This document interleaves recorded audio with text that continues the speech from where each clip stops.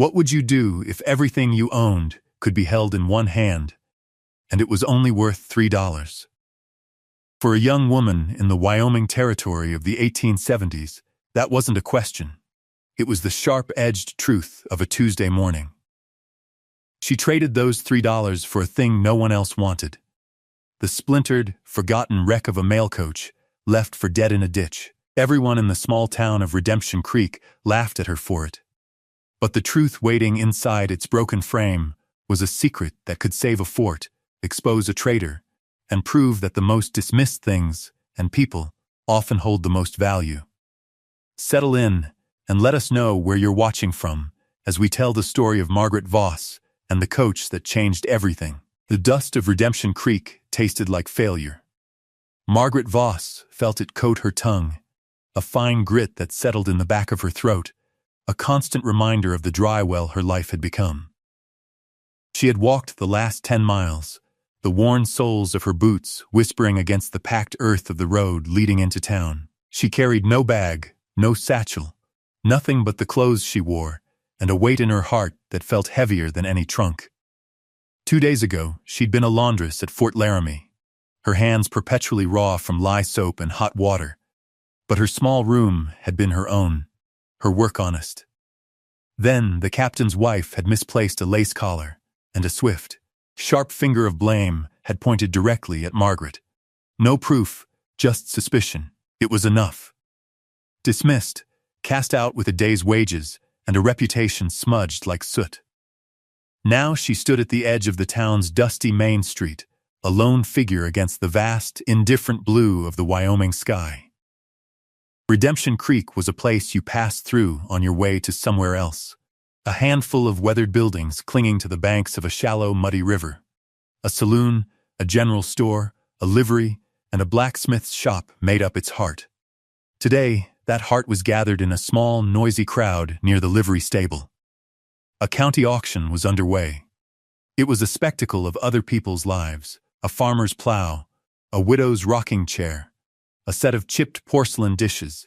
Margaret drifted toward the gathering, drawn not by hope, but by the simple human need to be near other people, even if she was invisible to them. She clutched the $3 silver in her pocket, the sum total of her worldly wealth.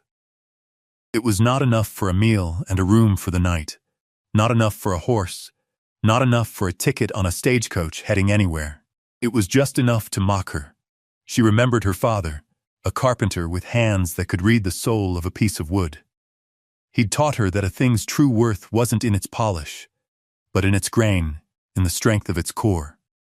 He was gone now, taken by a fever 3 winters past, and his wisdom felt like a story from another lifetime. Standing in that crowd, Margaret felt she had no grain, no core.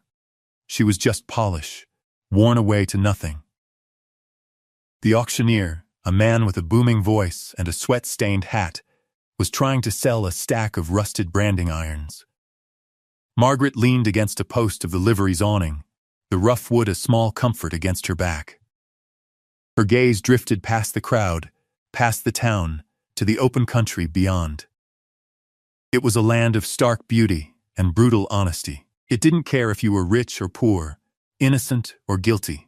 It only cared if you were strong enough to endure. She wasn't sure she was. Her strength had been leached out of her, drip by hard work, by loneliness, by the final, stinging injustice of her dismissal. The auctioneer's voice cut through her thoughts, loud and dismissive. "All right, folks, last item of the day, and it ain't much. Dragged it up from the bottom of Willow Creek Ravine last week. A genuine U.S. mail coach, or what's left of her." He gestured with a theatrical flourish, and the crowd parted, revealing the object of his scorn. It lay on its side on a heavy-duty wagon, a carcass of wood and iron, a monument to disaster. One side was caved in, the bright red paint splintered and scarred, the proud gold lettering spelling U.S. Mail fractured and barely legible. One wheel was missing entirely, the axle a jagged spear of broken wood.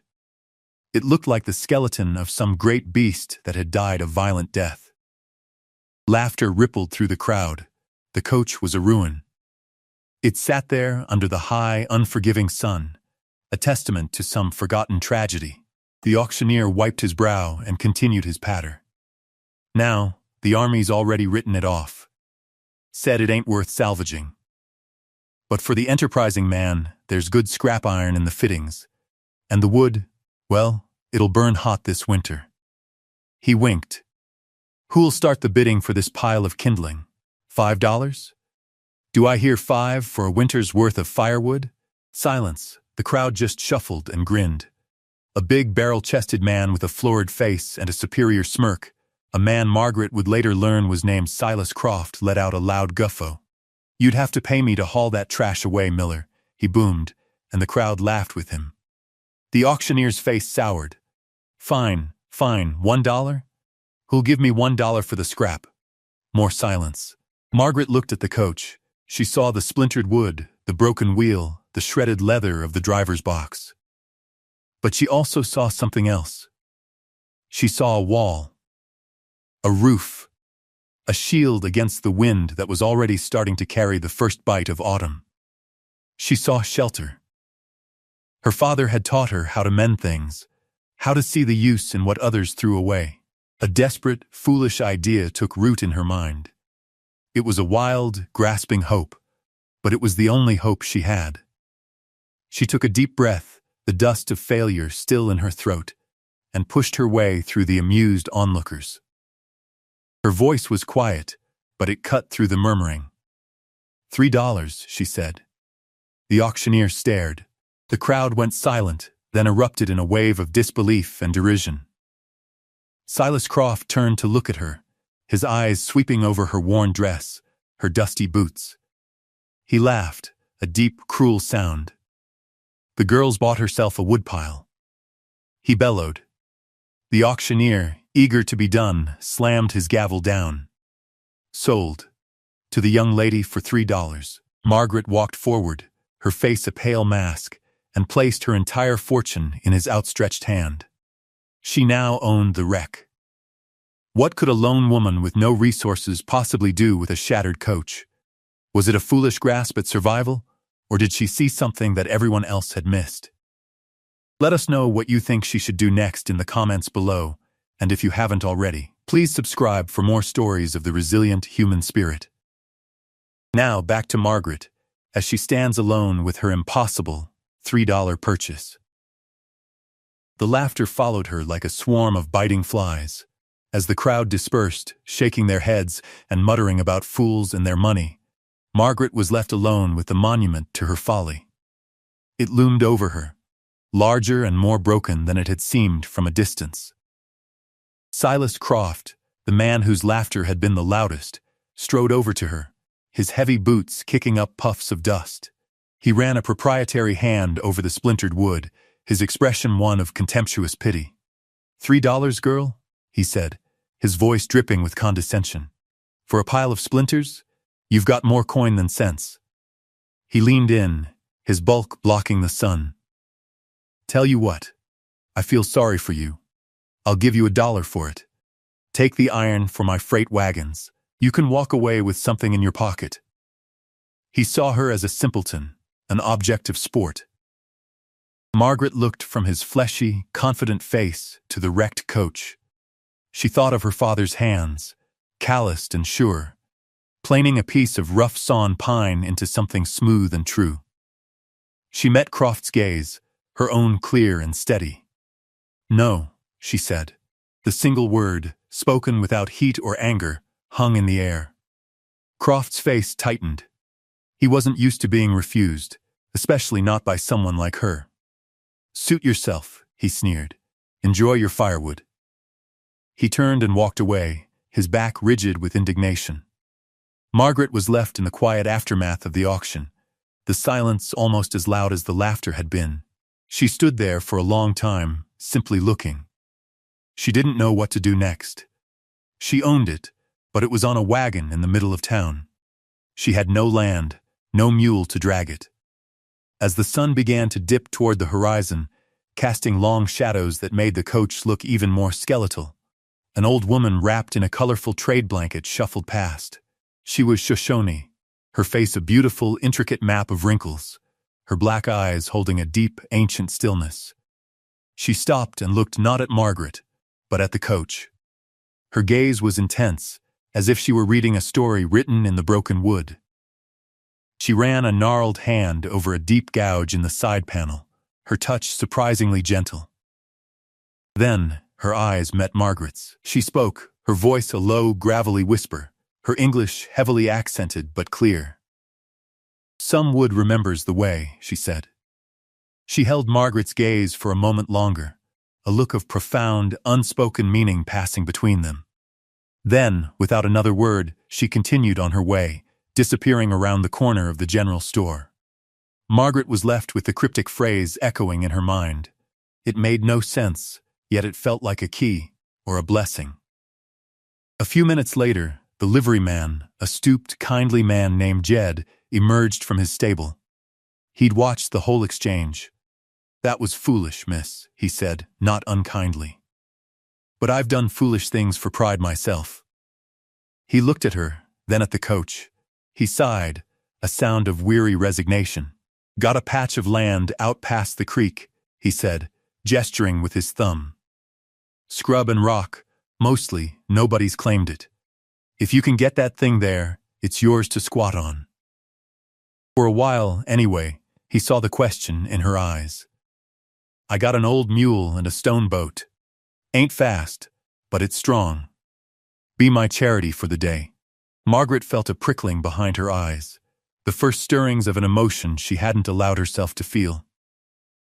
"Gratitude, thank you," she whispered. Jed just nodded, already turning to fetch the mule. He was the only person in Redemption Creek who hadn't laughed. And for that, Margaret would never forget him. The journey was a slow, grinding ordeal. Jed's mule, aptly named Cinder, was old and stubborn, but possessed a deep geologic strength. With a series of chains and levers, they managed to coax the heavy, ruined body of the coach off the wagon and onto the stone boat, a low-slung sled used for hauling rocks from fields. The sound of the wreckage scraping onto the sled was a shriek of tortured metal and splintering wood. It felt like a violation. Once it was settled, the real work began. Jed led the mule, and Margaret walked alongside the sled, pushing when it bogged down, placing rocks under the runners to get over ruts. They moved at a crawl, a strange funereal procession leaving the town behind. The sun was a merciless hammer in the sky. Sweat soaked the back of Margaret's dress, and her hands were raw from gripping the rough wood. They passed the last of the town's outbuildings, the church with its lonely steeple, and ventured onto a rough track that led toward the creek. The land here was marginal, unwanted. The soil was thin, littered with rocks, and dotted with sagebrush and hardy, twisted pines. This was the land of the forgotten, a fitting resting place for her purchase. By the time they reached the small, flat parcel Jed had described, the sun was a fiery orange smear on the western horizon. The plot was, as he'd said, mostly rock and scrub, with a single, wind-bent cottonwood tree standing sentinel. It wasn't much, but it was flat, and it was hers, for now. With one last great effort, they maneuvered the coach off the stone boat and onto the ground. It settled with a deep groan, a final sigh of exhaustion. It looked even worse here, a man-made wound on the face of the landscape. Jed unhitched Cinder and gave the mule a fond pat. He handed Margaret a full canteen. "Water from my well," he said. "It's sweet." He looked at her, his face etched with concern in the fading light. "You sure about this, miss?" Margaret looked at the wreck, her wreck. "I have to be," she replied. Jed nodded slowly. He didn't understand, but he seemed to respect her resolve. "Be careful," he said, and with that, he and Cinder turned and headed back toward the distant lights of the town, leaving Margaret utterly alone. The silence that descended was absolute, broken only by the whisper of the wind through the sagebrush. As twilight deepened into night, a profound sense of desolation washed over her. The coach was no longer a symbol of hope. It was a coffin. The dark stain on the floorboards that she'd noticed earlier seemed blacker now, more sinister. She couldn't bring herself to go inside. Instead, she huddled against one of the intact wheels, pulling her thin shawl tight around her shoulders. The wood was cold, and the wind whistled a mournful tune through the shattered windows. A coyote howled in the distance, a sound of pure, unbridled loneliness. Margaret closed her eyes, the $3 silver a phantom weight in her memory, and spent her first night as a property owner, sleeping on the ground beside her ruin. The first light of dawn was pale and thin, the color of watery milk. Margaret woke stiff and cold, her back aching from the hard ground. For a moment, she didn't know where she was. Then her eyes fell on the coach, and the reality of her situation settled back onto her like a shroud. It was a grim sight in the morning light. The dew had settled on the splintered wood, making it look dark and rotten. The shredded remains of the leather upholstery hung in sad, limp strips. It smelled of damp, decay, and something else, something metallic and vaguely unsettling. A wave of despair, sharp and nauseating, rose in her throat. Silas Croft's mocking laughter echoed in her ears. Firewood, maybe he was right, maybe she was a fool. But her father's voice, a faint memory from a distant, happier time, whispered back. Start with what you can fix, Maggie, one board at a time.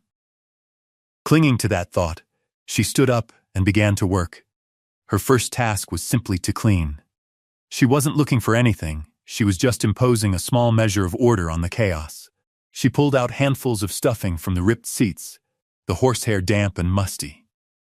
She swept out broken glass from the lamps and windows with a makeshift broom of sagebrush. As the sun climbed higher, warming her back, she began to feel a rhythm to the work. It was mindless, physical labor, and it quieted the frantic voices in her head. She was working on the interior of the passenger cabin, a space no bigger than a closet, when her hand brushed against something. She was clearing away a long, torn strip of the plush velvet wall covering, revealing the wooden paneling beneath. Her fingers, their tips still sensitive despite the calluses from years of laundry work, snagged on a line of small, metal bumps. She looked closer. It was a row of brass tacks, the kind used in fine upholstery, hammered flush into the dark wood. They were tarnished and nearly invisible against the grain. At first, she thought it was just a decorative border.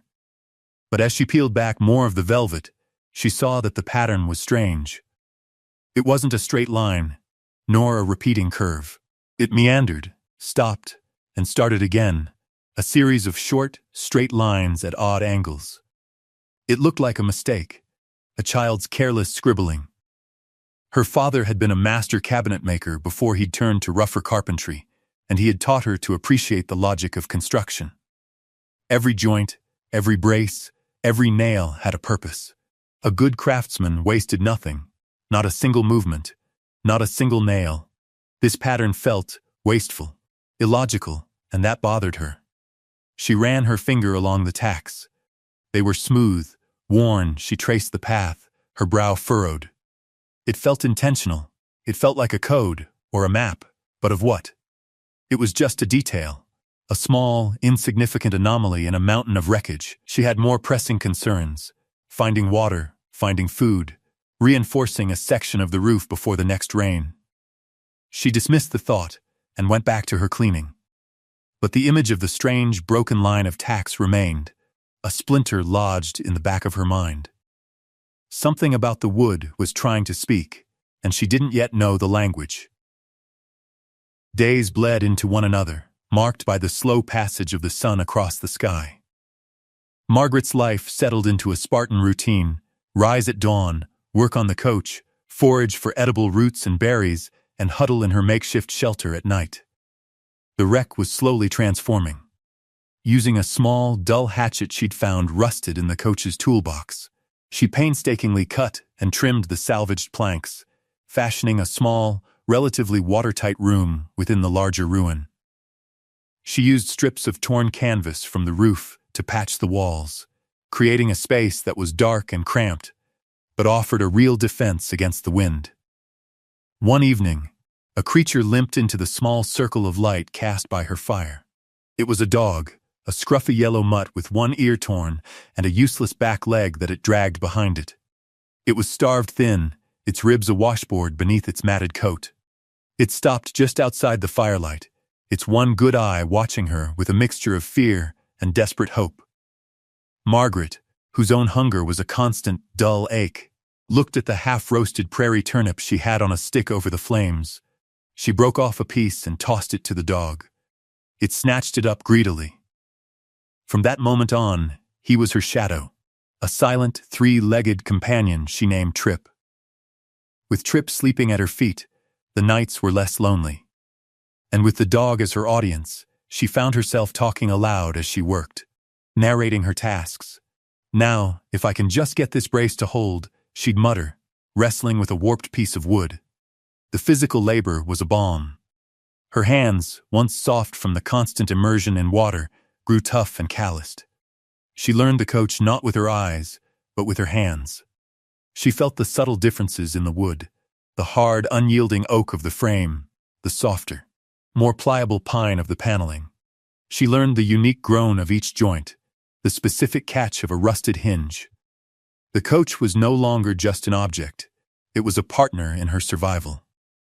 One afternoon, a fierce gust of wind rattled a loose interior panel, the one behind which she'd first seen the strange pattern of tacks. The noise was maddening, a constant thump-thump-thump against the main frame. She decided to fix it once and for all. As she examined the panel, her eyes were drawn again to that illogical line of brass tacks. She traced it with a grimy finger. Some wood remembers the way.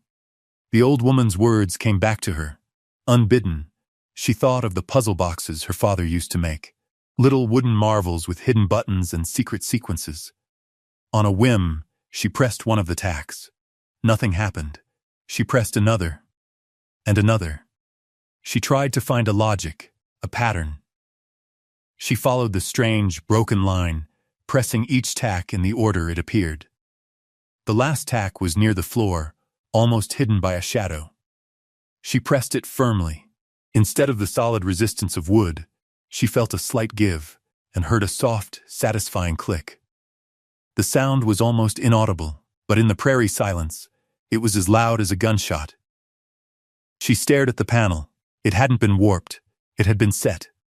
The entire panel had shifted, just a fraction of an inch, revealing a clean, dark line where there should have been none. It wasn't a panel. It was a door. Her heart hammered against her ribs. She worked her fingernails into the thin crack the click had revealed and pulled.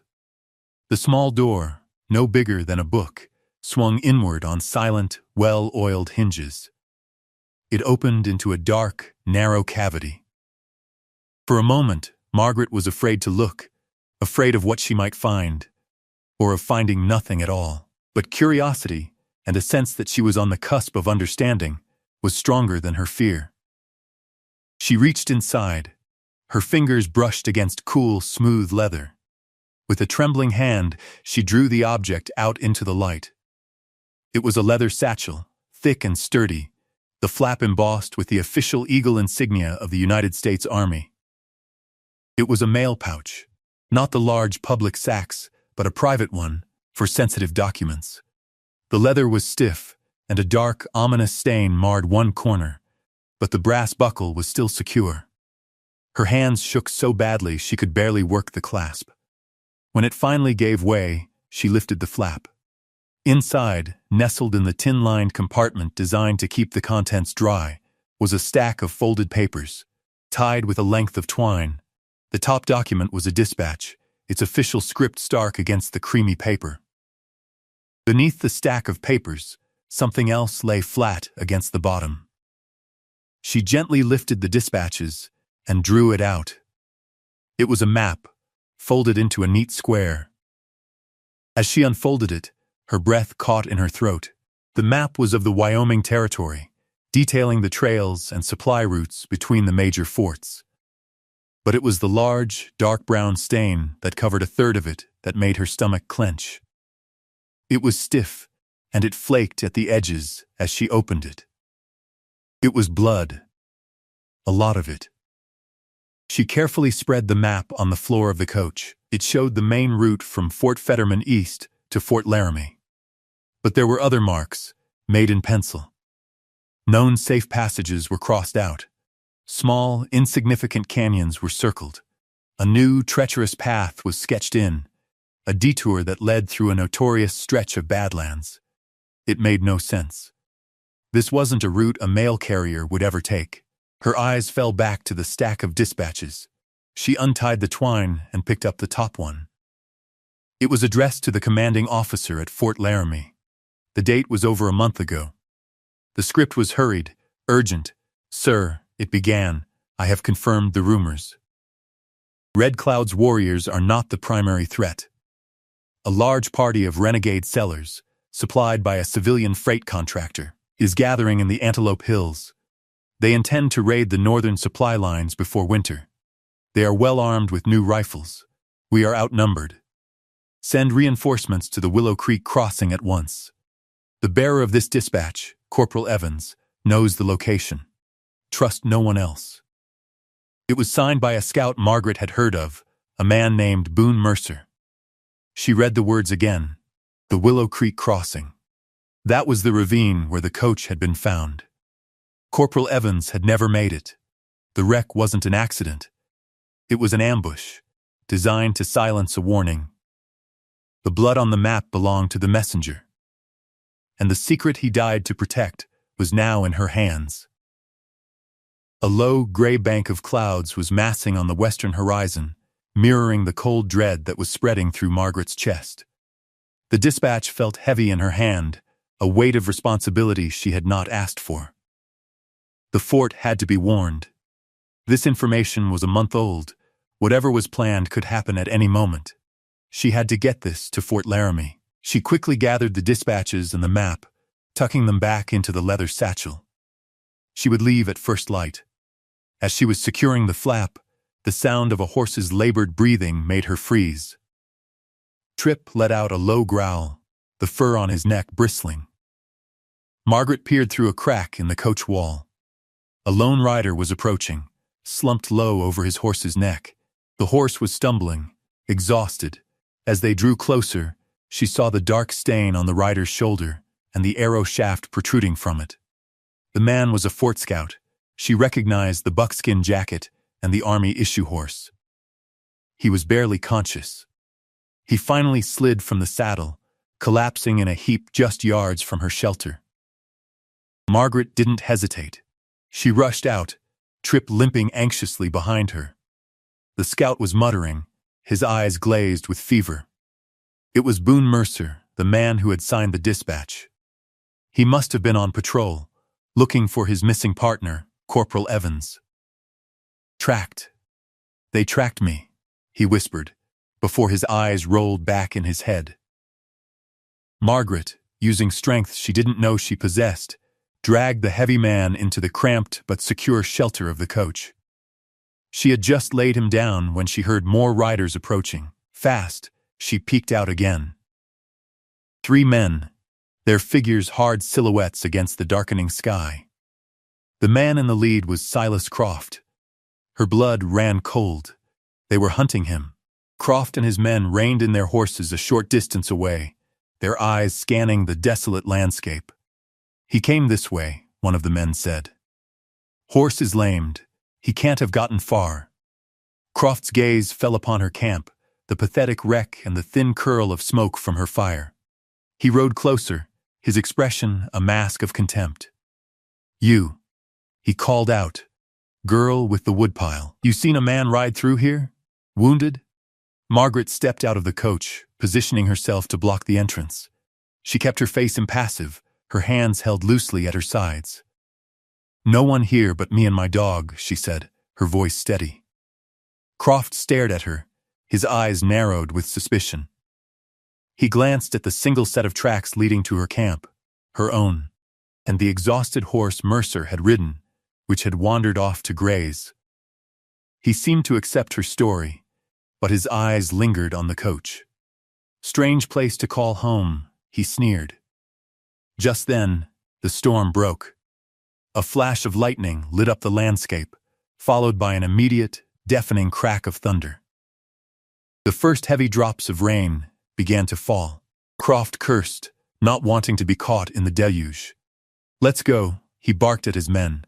"He'll wash up in a gully by morning." They wheeled their horses around and galloped away, disappearing into the growing storm. Margaret let out a breath she hadn't realized she was holding. She had made her choice. She turned back to the wounded man in her care, the fate of the fort now resting squarely on her shoulders. The storm raged all night, a furious onslaught of wind and rain that tested every patch and repair Margaret had made to the coach.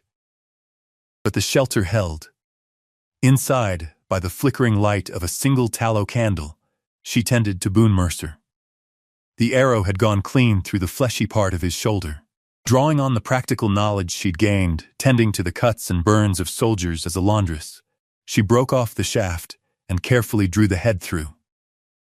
She cleaned the wound with whiskey from Boone's own canteen and packed it with a poultice of yarrow she had gathered, a trick the old Shoshone woman had shown her. He was delirious with fever for hours, muttering about renegades and ambushes, but by dawn the fever broke and the storm passed. When he finally opened his eyes, they were clear.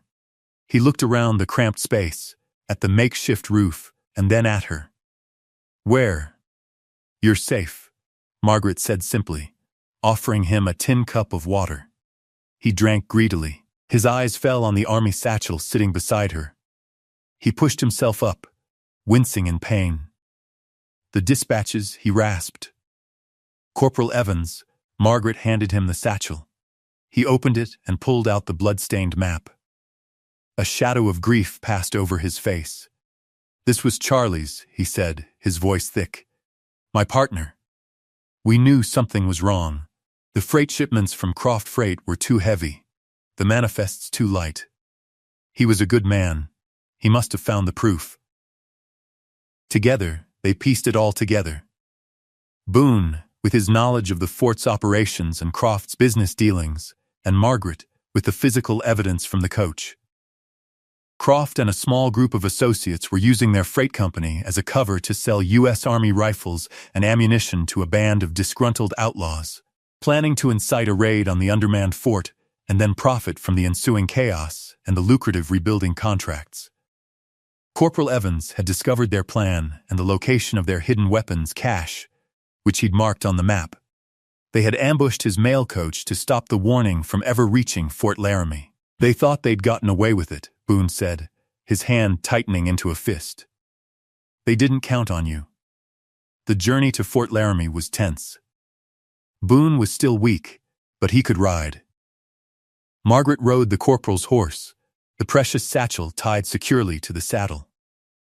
As they rode through Redemption Creek, the townspeople who had once laughed at her now watched in silence. They saw the grim-faced scout, the determined woman, and the official army satchel. They didn't know the story, but they could see the purpose in her eyes. The laughter was gone, replaced by a new, uncertain respect. At Fort Laramie, the sentries were hesitant to let the dusty, disheveled pair see the commander. But Boone's name and the urgency in his voice got them through. The commander, a Colonel Davies, was a stern, by-the-book officer with tired eyes. He listened without interruption as Margaret and Boone laid out the story, presenting the dispatches and the blood-stained map. When they finished, he was silent for a long moment, his gaze fixed on the map. He then sent a patrol to the location Corporal Evans had circled in the Antelope Hills. They returned hours later with Silas Croft and 2 of his men in irons, and confirmation of a massive, hidden cache of weapons. Colonel Davies stood before Margaret in his office. Croft's bluster was gone, replaced by a sullen, silent rage as he was led away. "Miss Voss," the colonel said, his voice calm and professional. "It is a rare thing to find a citizen with your courage and integrity. The United States Army is in your debt." The words, spoken with quiet sincerity, were a balm on the wounds of her unjust dismissal.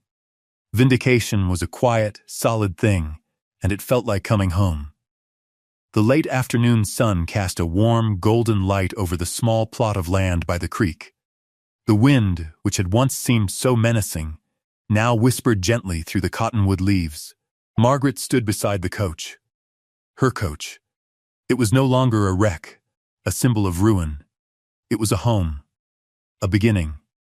Boone Mercer stood with her, his arm now in a proper sling. The army had declared the coach and its contents salvage, and by right of discovery, they were hers. They had also given her a reward, a sum of money that felt impossibly large, paid from the fort's discretionary fund for vital intelligence. It was enough to buy this parcel of land outright from the county, to purchase a good, steady horse, and to ensure she would never again have to depend on the whims of others for her survival. The people of Redemption Creek treated her differently now. The whispers had turned from mockery to awe. Jed, the old liveryman, had come by that morning. He hadn't said much, but he had pressed a heavy, canvas-wrapped bundle into her hands. Inside was a set of old, but beautifully maintained carpentry tools, a handsaw, a block plane, chisels, a mallet. They were my father's, he'd mumbled. He would have wanted someone who knows what to do with them to have them. The gift was more precious to her than the reward money. Boone looked at her, his gaze soft. "What will you do now, Margaret?" he asked. "With all this?" He gestured to the land, the coach, the future stretching out before her. She looked at the coach, at the new, clean plank she had just fitted into the wall, the wood smooth and true under her hand. She thought of the splintered ruins she had dragged here, the broken pieces she had patiently collected and put back together. She had started with nothing but a wreck, and from it she had built a shelter, found a purpose, and uncovered a truth. She smiled, a small, quiet smile that reached her eyes. "I think," she said, her voice carrying the quiet confidence of a hard-won lesson, "I've learned how to mend what's broken." In the golden light, surrounded by the vast, quiet prairie, she was no longer the dismissed laundress. She was a builder. Thank you for watching with us to the very end. This has been a story about finding value where no one else can see it. If you were moved by Margaret's journey of resilience and quiet strength, please give this video a like and let us know your thoughts in the comments below. Be sure to subscribe so you don't miss our next story from the forgotten pages of history. We'll see you again soon. She was 18 years old and owned nothing but the clothes on her back, $17 in a linen pouch, and a single, smooth stone she kept in her pocket. With that money, she bought a worthless mining claim on the highest ridge above the town of Cottonwood Bend, a place no one had bothered with for 30 years. But what her father and the town below never knew was that sealed behind a loose stone in the dugout's hearth was a history and a future that would change her life forever. Settle in and listen close to the story of Lucy Hayes, and let us know in the comments where in the world you're watching from tonight.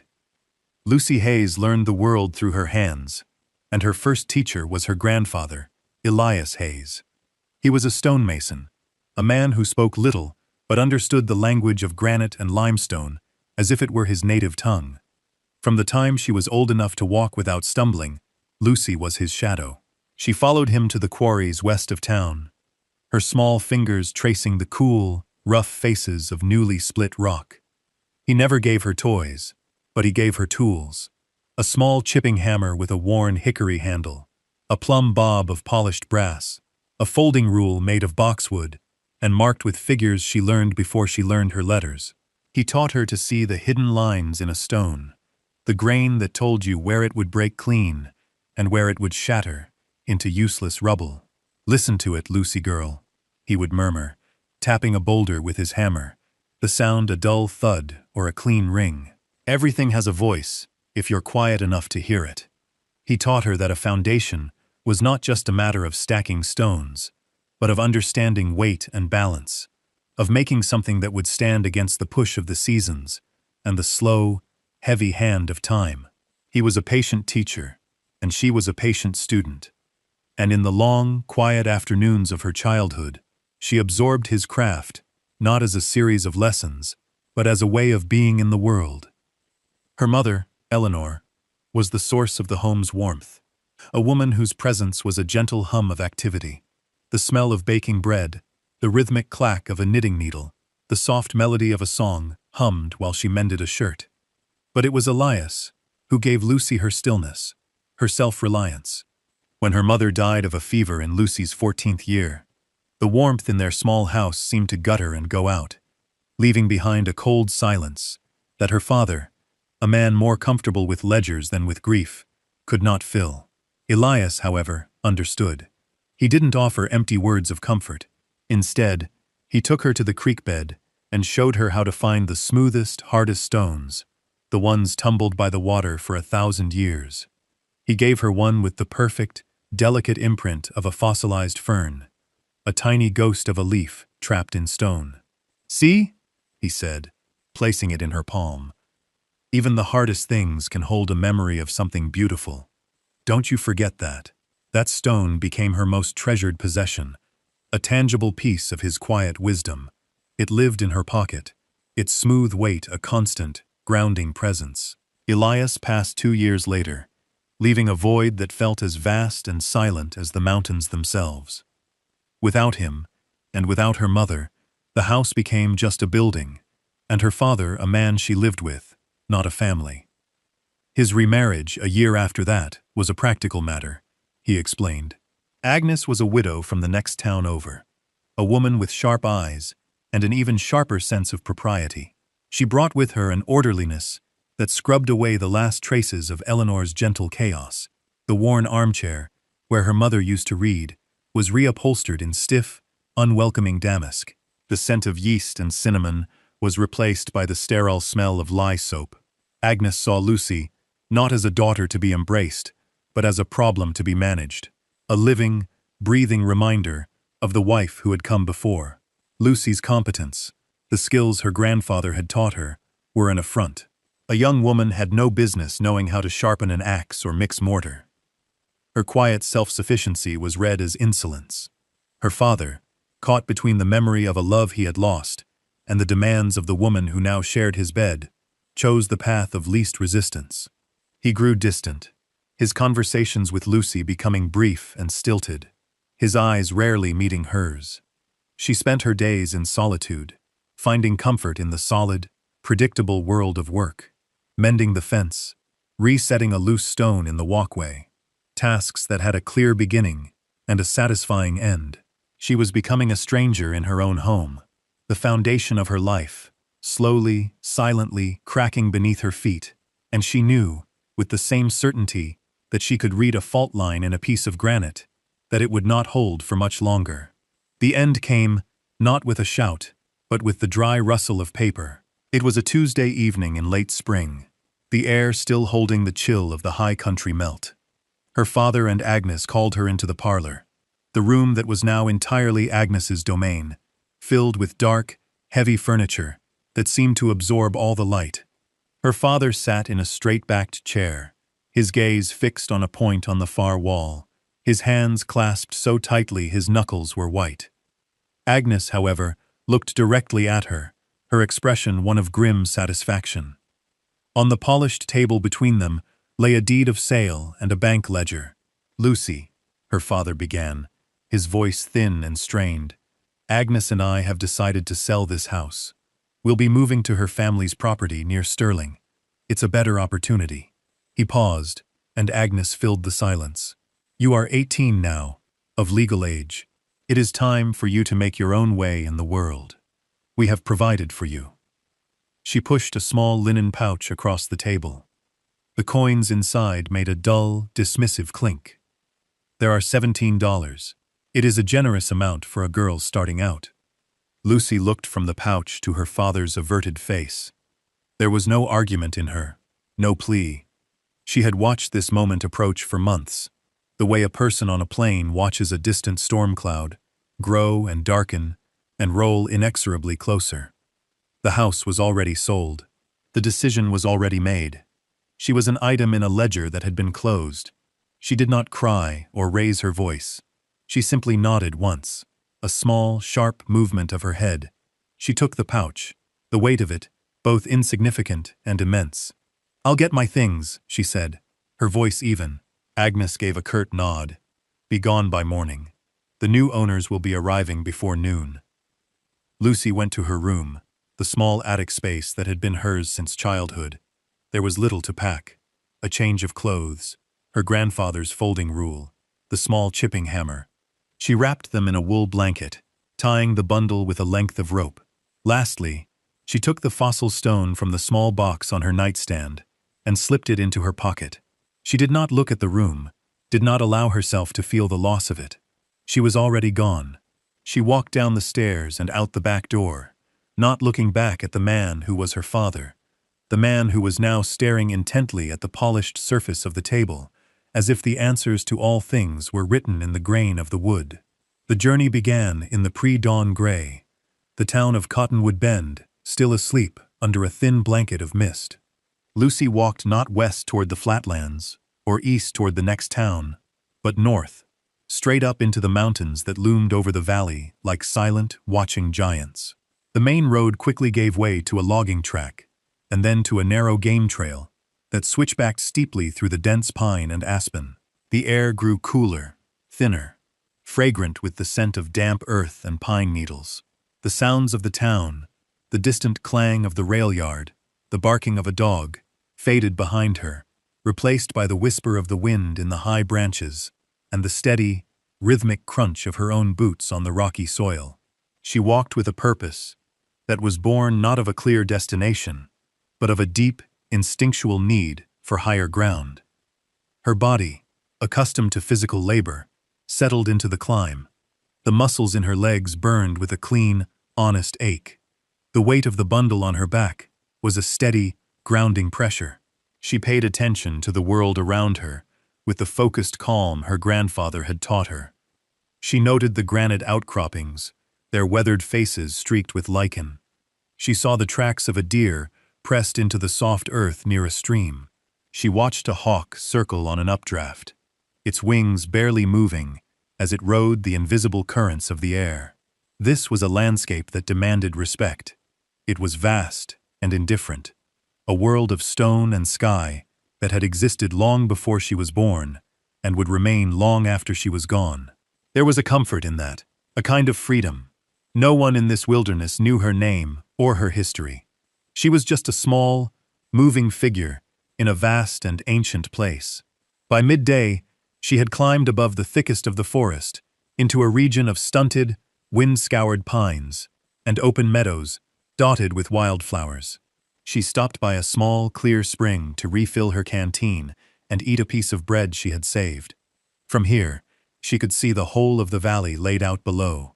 Cottonwood Bend was a neat grid of streets and rooftops, the railroad, a thin silver ribbon running through it. The house she had left was an indistinct shape among others, a part of a life that already felt distant and unreal. She felt no anger, no self-pity. There was only the simple, undeniable fact of her own existence.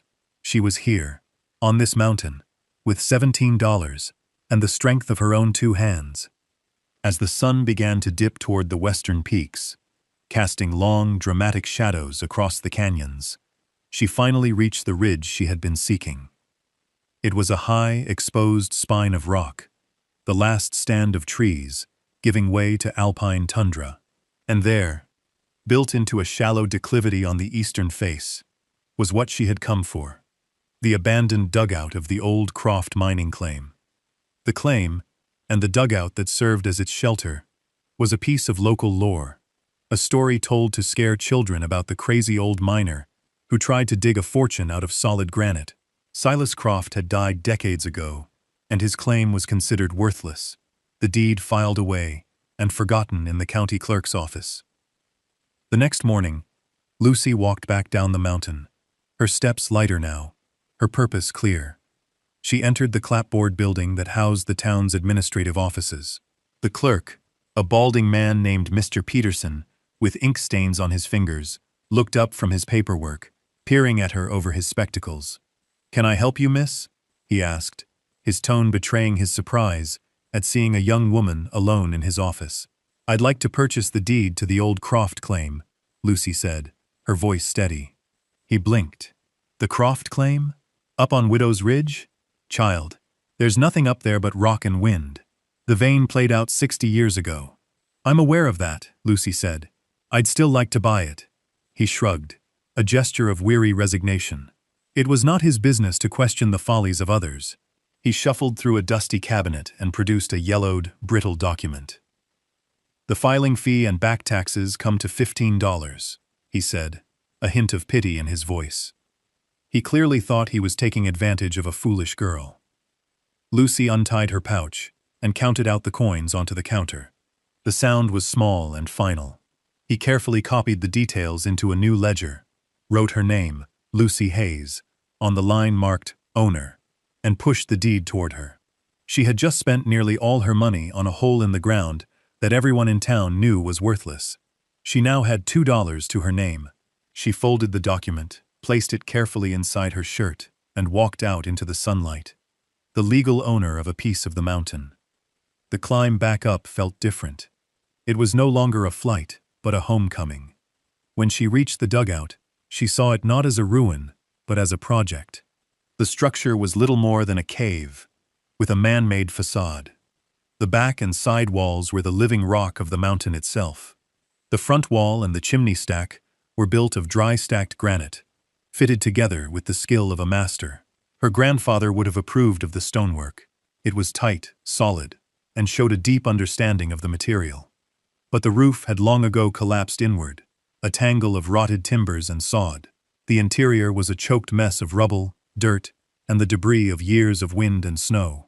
The single window opening was a dark, empty square, and the doorway was blocked by a fallen lintel.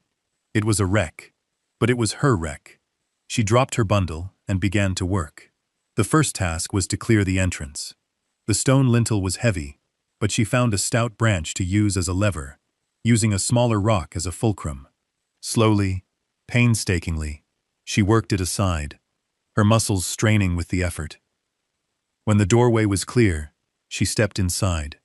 The air was cool and smelled of damp earth and stone. The floor was a mound of dirt and debris from the fallen roof. At the back of the single room, dominating the space, was the hearth. It was huge, built of massive, carefully chosen stones, with a deep firebox and a chimney that, from what she could see, was still clear and drawing. It was the heart of the place, a testament to the man who had built it. It was the first thing she would make right. She spent the rest of that day, and the next, clearing the interior. She used her hands, a flat piece of shale as a shovel, and the wool blanket to haul out load after load of dirt, rotted wood, and stones. As she worked, she began to understand the space, its dimensions, its character. It was small, no more than 12 feet square, but it felt solid, protected, anchored to the mountain itself. It was a place built to endure.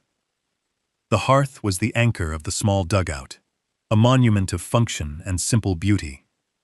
Silas Croft had built it to last, and Lucy, as she cleared the last of the debris from its base, felt a kinship with the unknown mason. She ran her hand over the cool, rough surface of the stones. They were fitted with a precision that spoke of endless patience. The keystone in the arch above the firebox was a perfect wedge of quartz-shot granite, a touch of artistry, in an otherwise utilitarian structure. It was while she was brushing away the last of the fine dust from the hearthstones at the base that she saw it. One of the stones, a flat, squarish piece of slate to the right of the firebox, was different. It wasn't the stone itself, but the mortar, or lack thereof. While the other stones were sealed with a hardened mixture of clay and lime, this one was set in what looked like dry, packed dirt. It was a subtle difference, one that anyone else might have overlooked. But Lucy had spent a childhood learning the language of stone and mortar from her grandfather. She knew the look and feel of a proper joint. This was wrong. It was deliberate. Her heart began to beat a little faster. She remembered Elias tapping on a wall, listening for a hollow sound, telling her, a wall should speak with one voice. She knelt and tapped the stone with the handle of her chipping hammer. Instead of the solid thud of the others, it made a dull, hollow sound. There was a space behind it. Using the sharp end of the hammer, she carefully began to chip away at the packed dirt in the seam. It crumbled easily. After a few minutes of patient work, she was able to get her fingers into the gap. The stone was heavy, but it shifted. She worked it back and forth, loosening it from its bed, until she could pull it free. Behind it was a dark, rectangular cavity, about the size of a small bread box, and inside that cavity, wrapped in what looked like oilskin, was a metal box. Her hands trembled slightly as she lifted it out. It was a simple ammunition box, heavy for its size, its metal cool to the touch.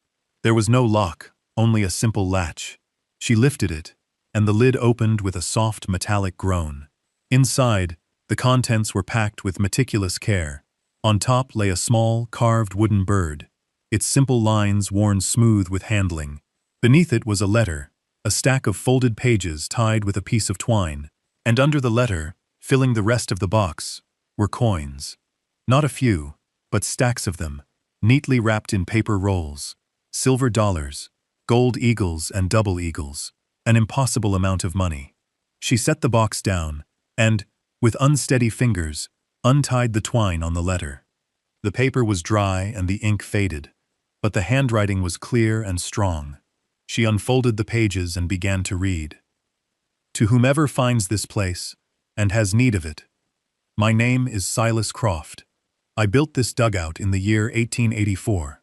I came to these mountains with my wife, Mary, and our daughter, Elspeth, seeking gold. We found a little, enough to live, but not the fortune we dreamed of.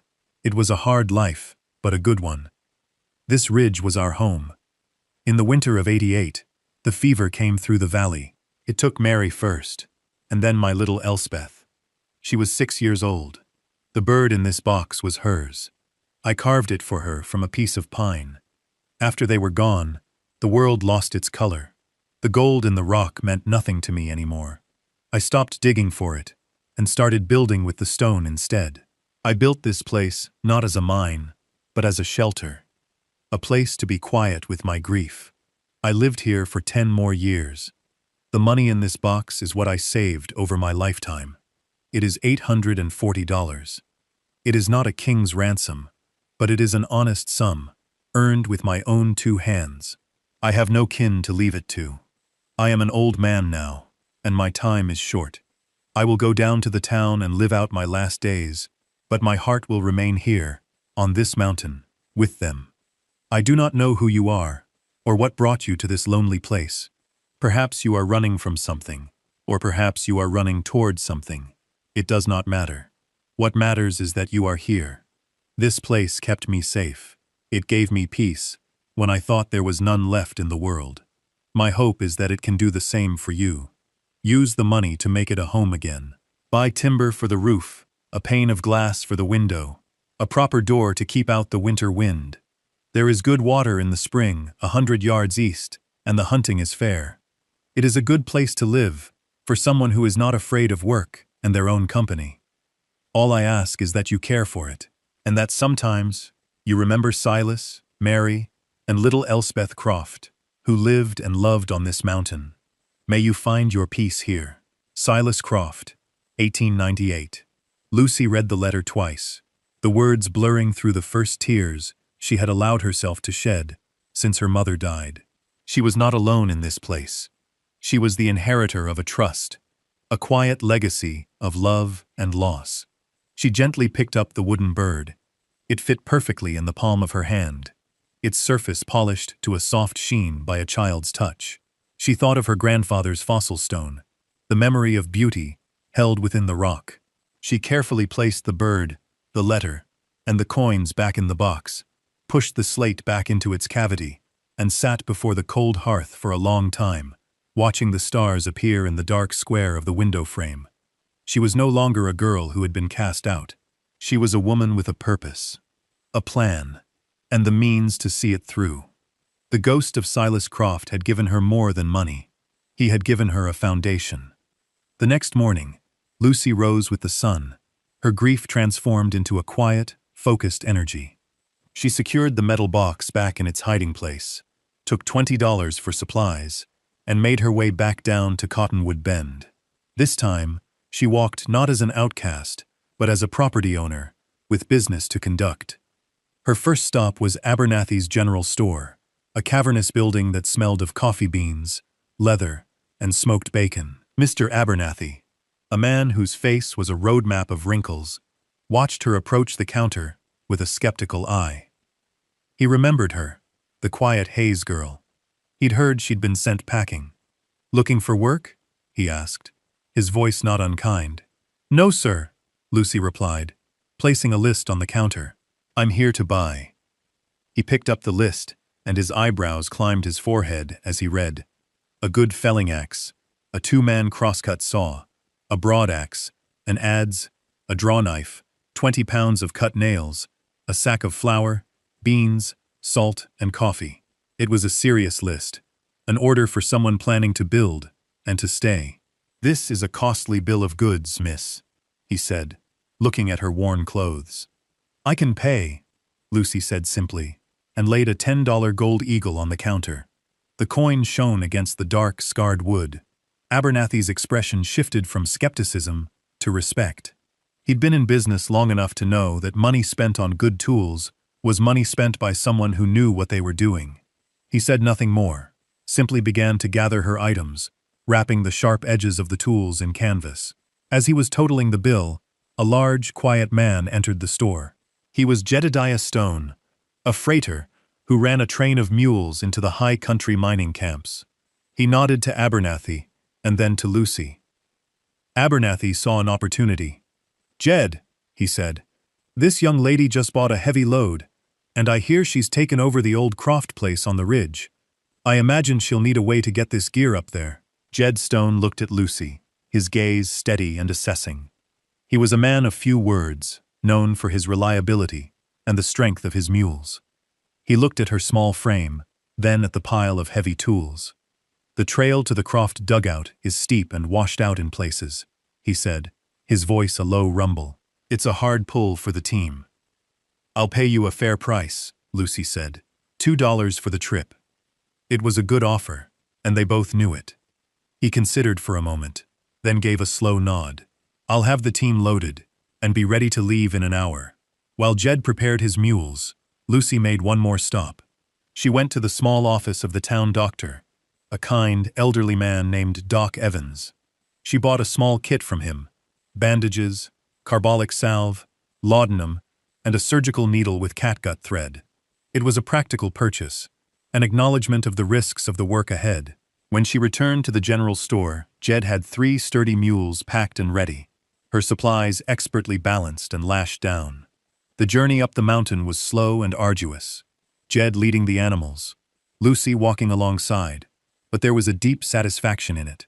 She was not just hauling supplies, she was bringing a home back to life. The rebuilding began with the roof.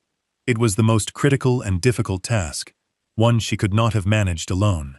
Jed Stone, having delivered the supplies, proved to be more than just a freighter. After unhitching his mules to graze, he looked at the ruined dugout and then at the pile of new tools. "You plan to raise these beams yourself?" he asked, a note of disbelief in his voice. "I do," Lucy said. He grunted, a sound that could have meant anything, and picked up the felling axe. He tested its weight, ran a thumb over the factory's sharp edge. "A good axe," he said. "Let's find some good trees." For the next week, an unlikely partnership formed on the high ridge. Jed, a man of immense physical strength, and Lucy, with her quiet competence and her grandfather's knowledge, worked from sunup to sundown. Lucy showed him which pines were the straightest and strongest, how to site them to fall cleanly without getting hung up in other trees. Together, they worked the 2-man crosscut saw, its rhythmic song the only sound in the mountain silence. They felled 10 perfectly straight lodgepole pines, limbed them, and with the help of the mules, dragged the logs to the dugout. The most difficult part was raising the ridgepole, a heavy 30-foot log that would be the spine of the new roof. They built a ramp of earth and rock, and, with ropes and levers and the straining muscles of both human and mule, they slowly, carefully, worked the massive timber into place atop the stone walls. It was dangerous, exhausting work. But when the ridgepole finally settled into the notches Lucy had painstakingly carved, a shared look of triumph passed between them. Jed stayed for 3 more days, helping her set the rafters, his raw power guided by her precise instructions. He refused any pay beyond the freighting fee.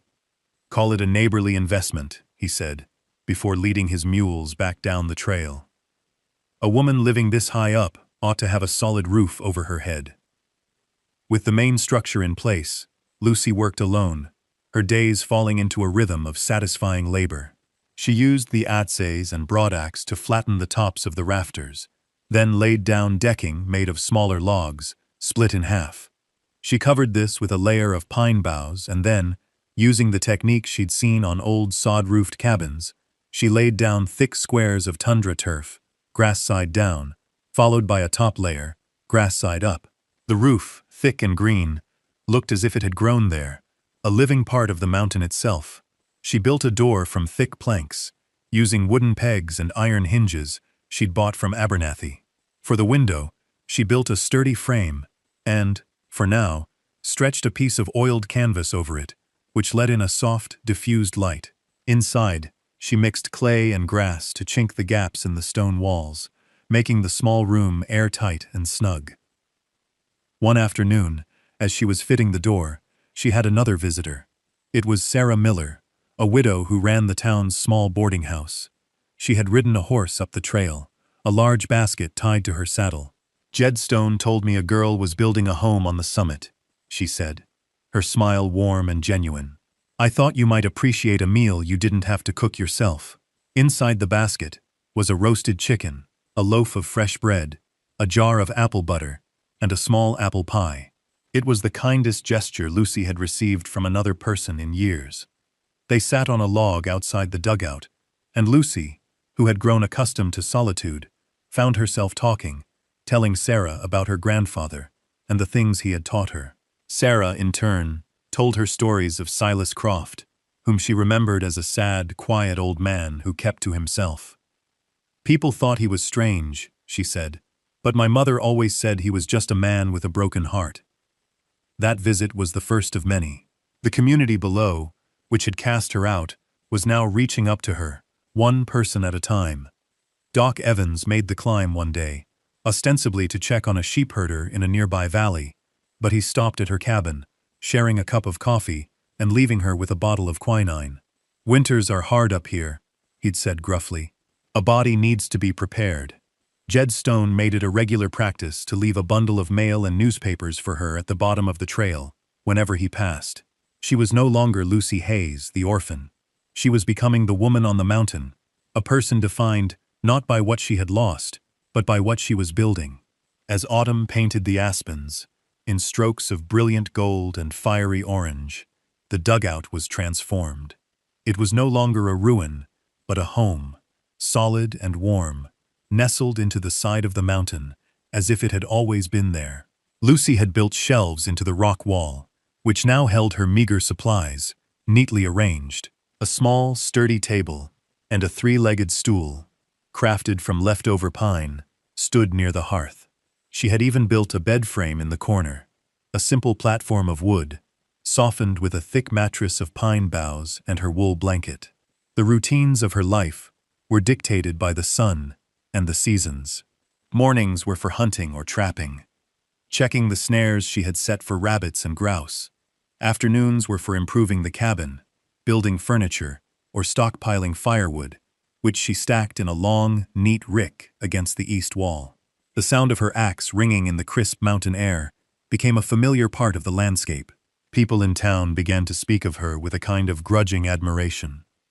They called her place Hayes Hold. She had become a landmark, a testament to a kind of quiet, stubborn persistence they understood. She rarely went to town, but when she did, to buy the few necessities she couldn't hunt or make, she was met with nods of respect. Mr. Abernathy always had a kind word for her, and Sarah Miller would insist she stay for a hot meal. She was no longer an outsider. She had earned her place, not through words or wealth, but through the undeniable evidence of her labor. Her hands were calloused and strong. Her face was tanned by the sun and wind. She moved with the easy confidence of someone who knows her own capabilities. She had discovered a strength within herself she hadn't known she possessed, a deep well of resilience that her lonely childhood had prepared her for. The solitude of the high ridge was not a burden, but a blessing. It gave her time to think, to heal. The silence was filled not with loneliness, but with the presence of the mountain, the wind, the call of an eagle. She felt a deep connection to this place, a sense of belonging she had never felt in the house where she was born. She was a part of its wildness, its enduring strength. One evening, as the first snow of the season began to fall, fat, silent flakes drifting down past her window, she lit a fire in the hearth that Silas Croft had built. The stone radiated a deep, steady warmth that filled the small room. She sat at her table, mending a tear in her shirt, the little wooden bird Silas had carved sitting on the shelf beside a cup of hot coffee. Beside it sat her grandfather's fossil stone. The two objects, one from the man who had taught her to build, and one from the man who had given her a place to build upon, seemed to belong together. They were relics of two different lives, two different sorrows, now joined in her small, warm home. She had become the keeper of their stories, the inheritor of their legacies. The first deep snow of winter arrived, not as a storm, but as a quiet promise, kept. It fell for 3 days without pause, a silent, steady accumulation that buried the world in a blanket of pristine white. The sharp edges of the rocks softened, the gnarled pines wore heavy ermine cloaks, and the vast, empty spaces of the mountain were filled with a profound and breathless hush. Inside her cabin, Lucy was warm and secure. The hearth drew perfectly, its fire a living, breathing creature of orange and gold, casting dancing shadows on the stone walls. The smell of pine smoke, coffee, and the stew she had simmering over the flames filled the small space with a sense of deep, abiding comfort. From her window, she could see nothing but a swirling curtain of white. The world beyond her door had disappeared. The town of Cottonwood Bend, her father, Agnes, all of it, might as well have been on another continent. She was entirely alone, and she had never felt more at peace. She had spent the autumn preparing for this moment, and her small home was a fortress of self-sufficiency. The firewood was stacked high and dry. The shelves were stocked with sacks of flour and beans, jars of dried berries she had gathered, and salted strips of venison. She had everything she needed. The long winter days were not empty, but full. She read the old newspapers Jed had left for her, her lips moving silently as she traced the words describing a world far away from her own. She took her grandfather's folding rule and designed a more intricate set of shelves, a small cabinet, a new, more comfortable chair. She would spend the winter months crafting them, using the hand tools and the pine she had cured. It was slow, meticulous work that filled the hours and brought her a deep sense of satisfaction. Each perfectly fitted joint, each smooth, planed surface, was a small victory against the chaos of the world. She was not just surviving, she was creating. She was making a life with her own two hands, a life of purpose and quiet dignity. In the evenings, she would sit by the fire, the fossil stone in one hand, the wooden bird in the other. She thought of her grandfather, Elias, and the quiet strength he had given her, the ability to see the integrity in a stone, the potential in a piece of wood. And she thought of Silas Croft, a man she had never met, but whose presence was a constant companion. She felt his grief in the solid walls of the home he had built, his love for his family, in the warmth of the hearth. He had left behind more than money. He had left a piece of his soul in this place, a gift of hope to a stranger he would never know. She was that stranger, and his gift had saved her. She looked around the small, warm room, at the sturdy roof above her head, at the glowing embers in the hearth. She had come to this mountain with nothing, an outcast with $17 in her pocket. Now, she was the mistress of a home forged from the rock of the summit itself. Lucy Hayes was 18 years old and had been cast out with what little her father called a generous start. She spent 15 of those dollars on a worthless claim and a hole in a mountain. It was, she knew with a certainty that settled deep in her bones, the best $15 she would ever spend.